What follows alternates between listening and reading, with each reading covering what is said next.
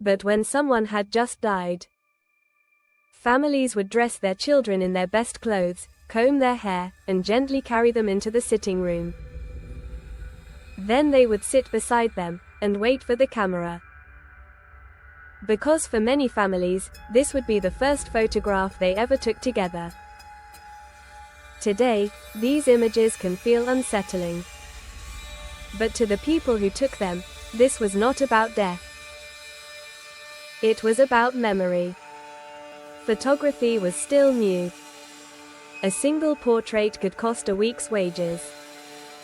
Most families would never own a camera, and many people lived their entire lives without ever being photographed. You could be born, grow up, marry, grow old, and leave no image behind. Except once. After death, the family gathered their savings. Not for a celebration, but for remembrance. The photographs were often of children. In the 19th century, childhood was fragile. Illness moved quickly through homes and streets. Many parents expected to lose at least one child in their lifetime. And for some families, they had never managed to photograph their child while they were alive. So this photograph became their only one. The only proof they had ever been here. Photographers worked carefully. The child was washed and dressed. Sometimes favorite toys were placed nearby.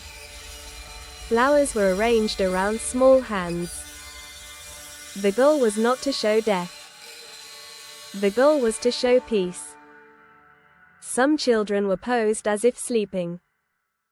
Others were placed in their mother's arms. And sometimes, the photographer painted pupils onto the closed eyelids, so the child would appear awake. To modern eyes, this feels disturbing. But to grieving parents, it felt comforting. If you look closely at many of these photographs, you will notice something unusual. Adults look tired. Not posed.